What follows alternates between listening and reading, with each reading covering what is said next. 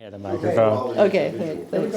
So I'm Laurie Farrell. I am the chairperson or the chairman of the woodcarving subgroup. Today we've got Dan, who has happily volunteered to help us with the carving subgroup and doing a demonstration on his table that he built. Is I had this entry chest project that I did, and I'll pass some pictures around. What I wanted to do with the talk was talk more about the design of the carving and how that kind of drove the piece, talk about making patterns and some of the things I thought about for building the piece, and we'll do some carving too. It's what I thought I would do for the whole thing. So basically I took the Bombay serpentine chest to drawer idea. So this is a Bombay on the side, Bombay in the front, and serpentine in the front as well. So from this I started to develop my drawing, my plans, right? My building plans, and I don't tend to make a lot of prototype, work for this kind of stuff. I just kind of go ahead and I start doing my build. But because of the shape of this, I was trying to keep the build as basic as possible because I wanted to put the time here. Right, this is where the investment was for the budget of the piece was in what it looked like. But I was trying to get kind of like the snail's foot to happen down below. I wanted kind of a volute foot. So from the sketch, right, the basic sketch to this is what drove the design of the piece, and it was kind of set by its overall size. We kind of divided that up in the beginning, no bigger than 5 feet. Head-on picture that the patterns are the same, but the flowers are different. I purposely carved each one slightly different. So the roses actually tip a little different. The small flowers, how they overlap, it's got 3 over here and they're kind of reversed on the other side. They might have a different flip to the leaf or something like that. So I try to keep them kind of symmetrical, pattern-wise, but independent sketched. I had to come up with something that I could actually put tools to. So I made sure the tools were going to fit the shapes that I like to make it practical and make it repeatable. So this pattern, I just punched it out of a poster board, so this could be used on all the sides for symmetry. And the same thing with the top and the bottom. Top and the bottom volutes are there and there from the side, and that's the foot, volute that gets laid on the side of the pattern when you chamfer that out. It's all the way across. So I made independent patterns because I treated each one as an individual unit, but also they had to lay across the curves. Right? Compound curves, you couldn't just lay the one sheet across so they don't lay flat on there so I could trace them. So this guy's here. This guy's here. This one is here. And again, where the flowers are, I still try to have some leaf flips in there and things like that would pick up from the leg, the theme of the legs, and then that one goes right there. All right, so each one has the individual flair to it. And then I took that rail, before I cut anything out in the rail, and basically I cut a rabbit in there. Or carved a rabbit, right? Because it's got a compound curve, so you can't really run it on the router very well. So the first thing I did is I carved that rabbit.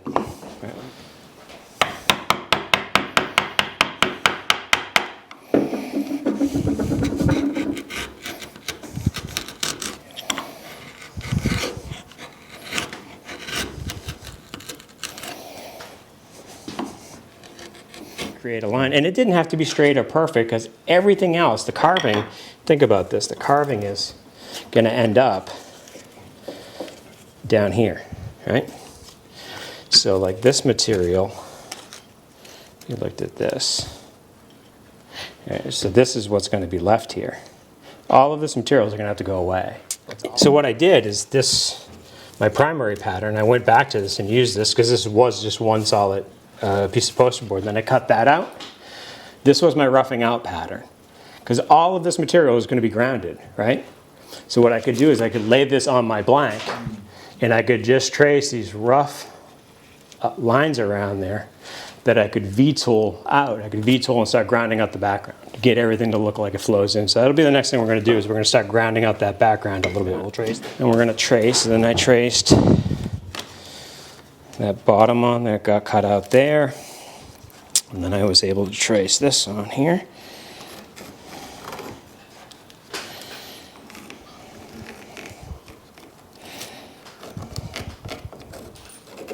All right, so I got somewhat close, but wanted to leave myself some room to be able to get in a little closer after the fact. This is actually going to come up and it's going to get a little shallower inside of here. So You do that by eye, the calipers to... I did it by eye. Yeah.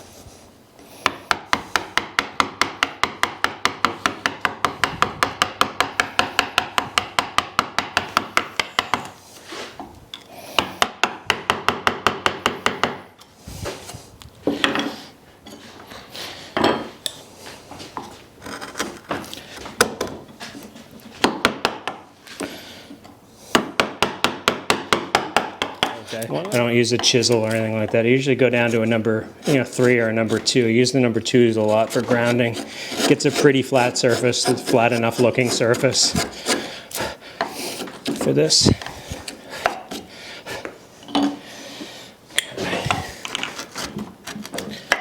Just stop there, you can see where we are.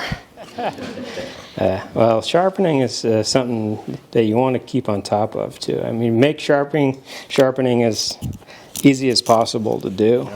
The Tormac was nice for that the buffing wheel allows you 3 or 4 buffings before it rounds you over the edge too much that it doesn't want to sharpen up the right way.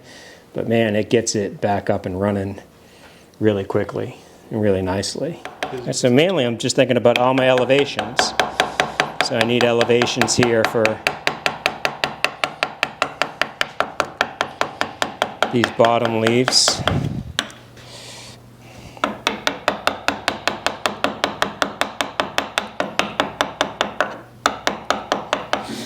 And again, same thing.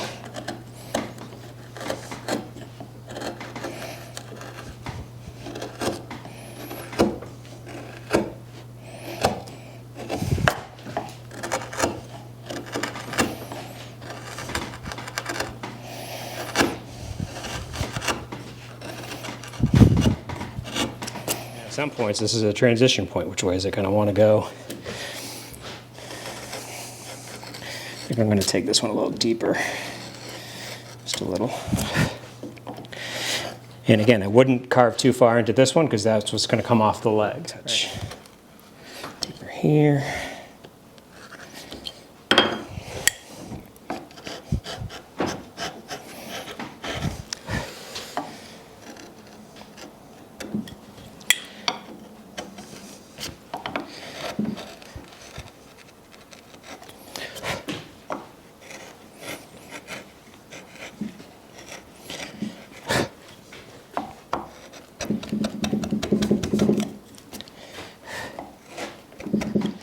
Yeah.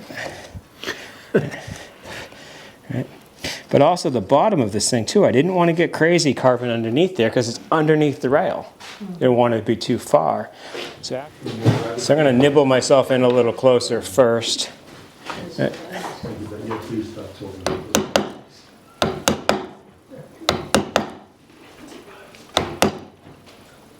Just using a bigger veiner just to kind of do a rough set in so I can pop these guys out.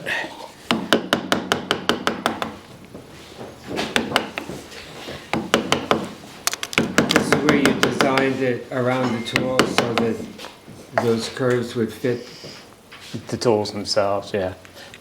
A little bit of filigree work. away.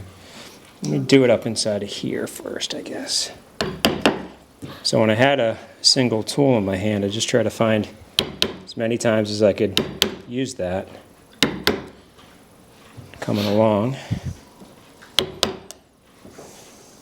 Right now, but all right. So now I'm starting to set in around the leaves of the flower a little bit, just opening up that area there.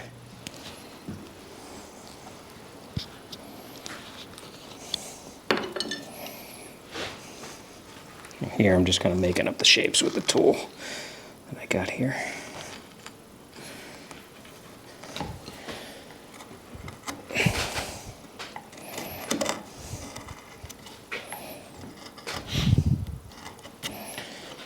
What happens there? It gets that long one. It relieves it enough that you can usually push right through. Have you ever tried using a back bevel on the V tool? Back bevel on the V tool. Oh, an inside bevel like that? I do it a little bit, not as strong, but I definitely have an inside bevel a little bit. I think it makes it a little easier to sharpen too.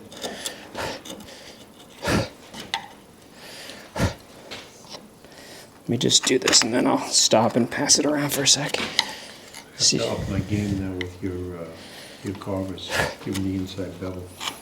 How do we know about it? I'll practice first, I guess. I don't want to screw up anyone's tools. This is what I want right here. Charge double, Mike.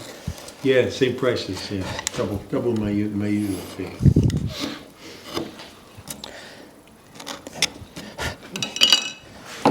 Stop and you can get an idea of what's going on.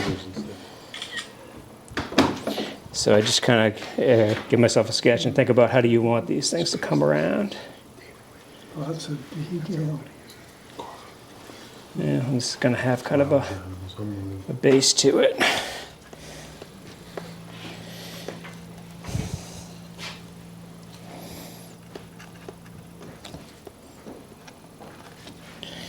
Like with all carving, you got to give it some amount of shape and profile to let it have some movement. So as I start separating this out, all right, everything's pretty flat, right? So it still has this curve to it, which helps, but I didn't want to give it some shape that way. So.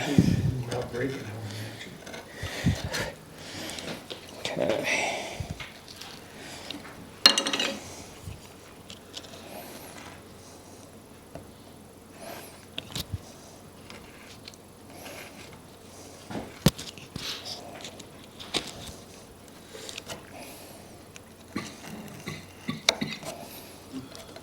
Out of there. So as I do this, then I'm saying, okay, what do I want it to do? What am I thinking about? I'm thinking about bringing these petals down. So before I carve any petals, just think about elevation. Where do you want this to do?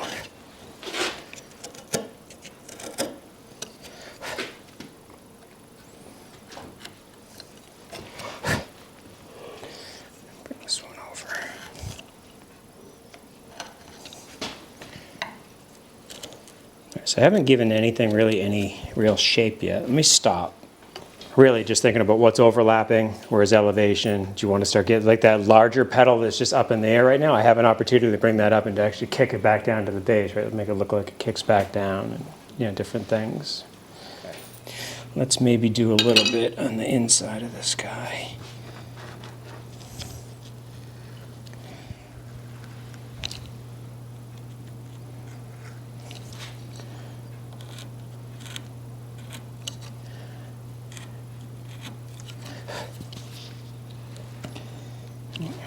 I also want to make this look like it rolls around. It's kind of flat and stagnant. I need to make it round, and I want to make it look like that. It's open in the middle, not just flat. So I start setting in what I think might work here. And eventually I go to the outside and I kind of scoop down with it. So I come off that square cut.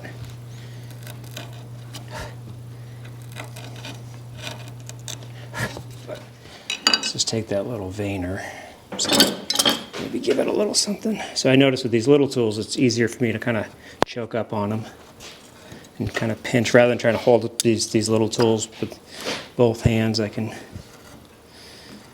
kind of pinch and push at the same time.